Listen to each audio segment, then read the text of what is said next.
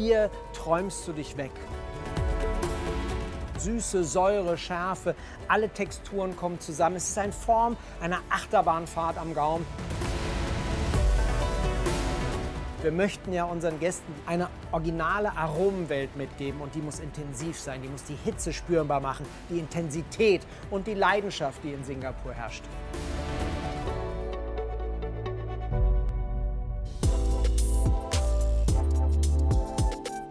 Du gehst jetzt in 5 Gängen, in 5 Filmen, in 5 Sequenzen durch die Reise von der Geschichte der Jetztzeit Singapurs. Und für den Gast soll das halt tatsächlich der Moment sein, als würden sie das erste Mal in Singapur sein. Ich habe so ein bisschen Gänsehaut gerade. Ich merke auch, ich bin ein bisschen aufgeregt, weil ich es noch nicht erlebt habe. Und jetzt kommt mein Moment.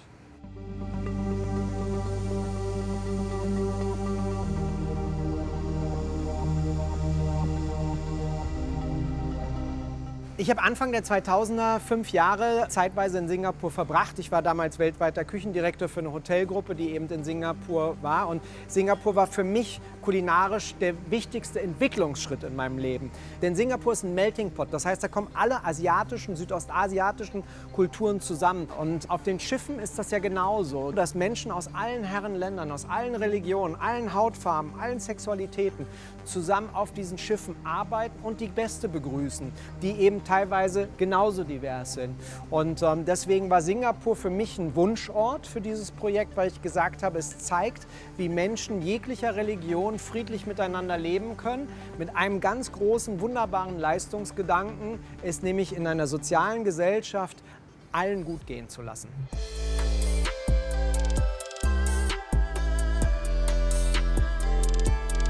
Jetzt hier schon das 2. Mal zu sein und dann mit Tim hier zu stehen und auch zu fühlen, was er fühlt und sein Singapur auf die Leinwand zu bringen mit ihm zusammen, das ist schon echt toll. Die Chemie stimmt, wir verstehen einander, weil wir beide etwas haben, was uns eint.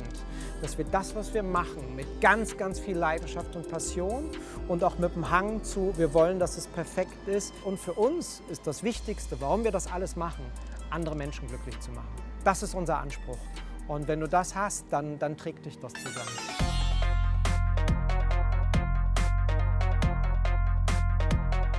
Wir haben hier einen absoluten Klassiker der singapurianischen Küche, nämlich die Chili Crab.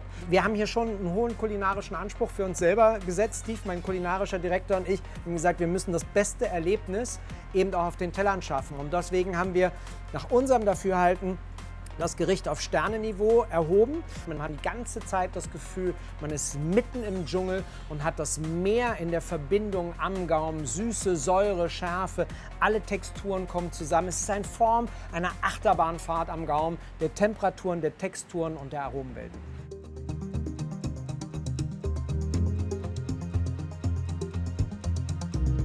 Wir haben ein veganes Gericht, was aus einem Kokosmus besteht. Obendrauf sind die Aromenwelten, die ich mit der Hitze und der Intensität des Dschungels in Singapur verbinde. Wenn du das süße Wasser des Regens hast, das sich verbindet mit dem salzigen Wasser des Meeres, getragen eben von einer Intensität, die durch ein Eis abgekühlt wird. Und all das zeigt dieser Teller. Irgendwann werden wir, wenn wir weiter als Menschheit wachsen auf diesem Planeten, darauf achten müssen, dass wir uns mehr pflanzlich ernähren. Ob einem das passt oder nicht, ist in dem Fall egal. Dieser Gang ist definitiv, genau wie die Episode dazu, polarisierend.